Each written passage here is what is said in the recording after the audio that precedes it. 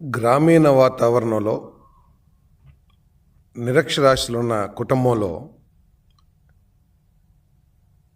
ఆ కుటుంబ గౌరవాన్ని రోడ్డుకి ఇచ్చే వ్యక్తుల గురించి ఆ కుటుంబంలో సభ్యులు ఏమనుకుంటూ ఉంటారంటే, నీ బ్రతుకు చెడ ఎందుకు పుట్టావురా అని చెప్పేసి గ్రామాల్లో మనం చాలాసార్లు వింటూ ఉంటాం. ఈరోజు రాజశేఖర రెడ్డి గారి కుటుంబ గౌరవాన్ని కూడా రోడ్డు మీదకి ఇచ్చి తన సొంత తల్లి చెల్లి రక్త సంబంధికులు కూడా శాపనార్థాలు పెట్టే స్థితికి జగన్మోహన్ రెడ్డి గారు దిగజారిపోయారని చెప్పేసి ఈ సందర్భంగా నేను తెలియజేస్తా ఉన్నా. నేను ఇంకో ప్రక్క ఉగ్రవాద సంస్థలకి, ఉగ్రవాద సంస్థల నాయకులకి,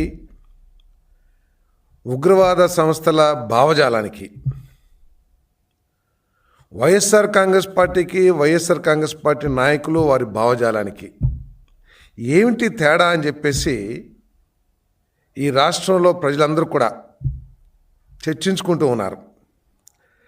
ప్రపంచవ్యాప్తంగా మనం కొన్ని ఉగ్రవాద సంస్థల గురించి వింటూ ఉంటాం. వారి దుర్మార్గపు చర్యల్ని పత్రికల ద్వారా తెలుసుకుంటూ ఉంటాం. ఆల్ ఖైదా కానీ, ఐసిస్ కానివ్వండి, ఇటువంటివన్నీ కూడా. వారేంటంటే వారి ఆలోచన విధానం, ఈ ఉగ్రవాద సంస్థల ఆలోచన విధానం, వారు భావజాలాన్ని వ్యాపింపచేసే విధానం,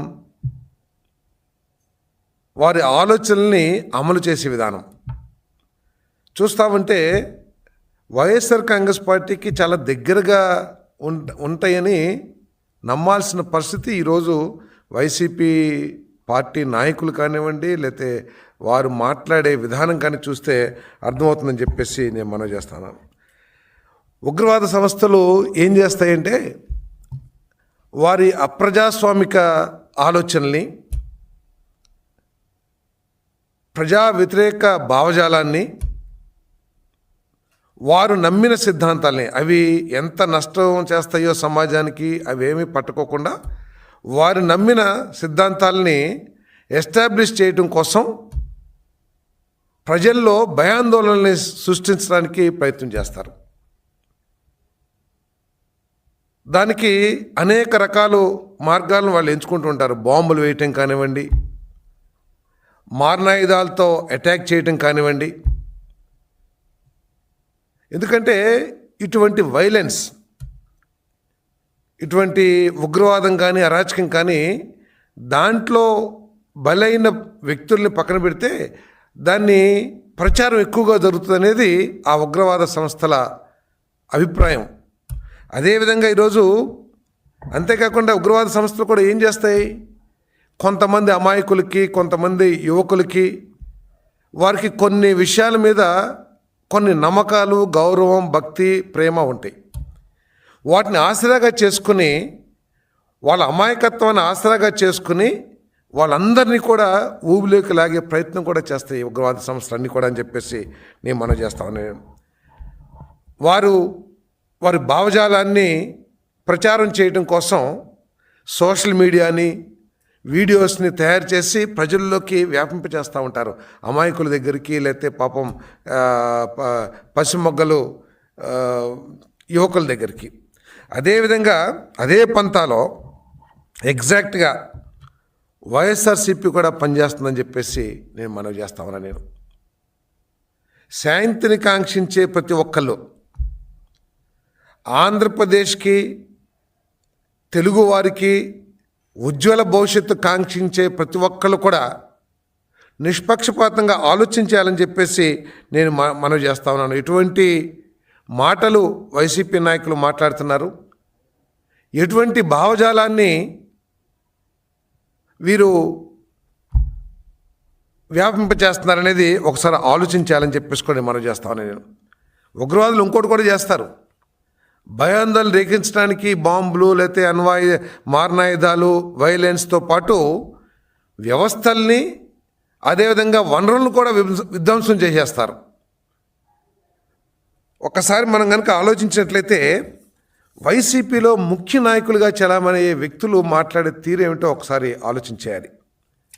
మొన్న ఒక సీనియర్ పార్లమెంట్ సభ్యులు మితిన్ రెడ్డి గారు జగన్మోహన్ రెడ్డి గారు ఏమి చెప్తే అది చేస్తాం, ఆత్మాహుతి దళంగా పనిచేస్తాం అని చెప్తా ఉంటే వైఎస్ఆర్ కాంగ్రెస్ పార్టీ ఒక రాజకీయ పార్టీయా లేకపోతే ఉగ్రవాద సంస్థ అని చెప్పేసి నాకు అర్థం కావట్లేదని చెప్పేసి మరి చేస్తాను. నేను వైసీపీ నాయకుడు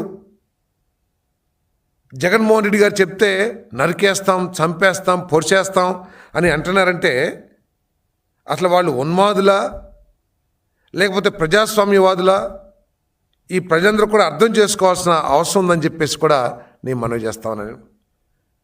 వైఎస్ఆర్ కాంగ్రెస్ పార్టీ విధానంగా ఒకసారి ఆలోచన చేస్తే తమ స్వార్థం కోసం తన బాబాయి మరణాన్ని, తన తండ్రి మరణాన్ని కూడా ఒక ఆయుధంగా వినియోగించుకుందంటే ఎంత దిగజారి రాజకీయాలు చేసిందో ఒకసారి అందరూ కూడా అర్థం చేసుకోవాలని చెప్పేసి కూడా నేను మనవి చేస్తాను. నేను అందుకే నరుకుతాం, చంపుతాం, విధ్వంసం చేస్తాం అని చెప్తున్న పార్టీని గొడ్డల పార్టీ అని చెప్పేసి మేము అంటున్నామంటే వారి భాష కానివ్వండి అవన్నీ కూడా దాని మూలంగానే అంటున్నామని చెప్పేసి మీకు మనవి చేస్తామని.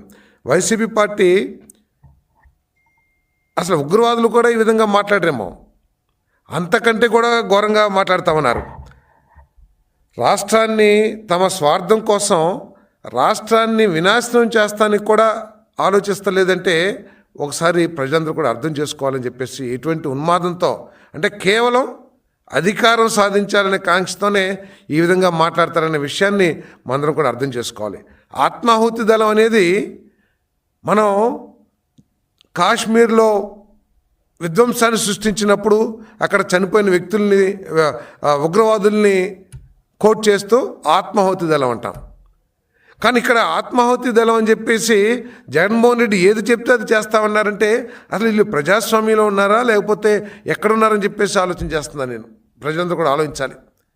మనం భారతదేశ చరిత్ర తీసుకుంటే స్వాతంత్ర సమయం నుంచి కూడా రాజకీయ పార్టీలో కూడా ప్రజాస్వామ్యం అగ్రనాయకత్వం ఒక ఆలోచన చేస్తే ఆ ఆలోచనలో తప్పుంటే గొప్ప నాయకులందరూ కూడా దాన్ని వ్యతిరేకించటమో, విభేదించటమో లేదా చర్చించటమో చేశారు తప్పితే మా నాయకుడు ఏది చెప్తే అది మేము గుడ్డిగా ఫాలో అవుతామని చెప్పేసి భారతదేశ రాజకీయ చరిత్రలో లేదని చెప్పేసి మనం చేస్తా ఉన్నాను.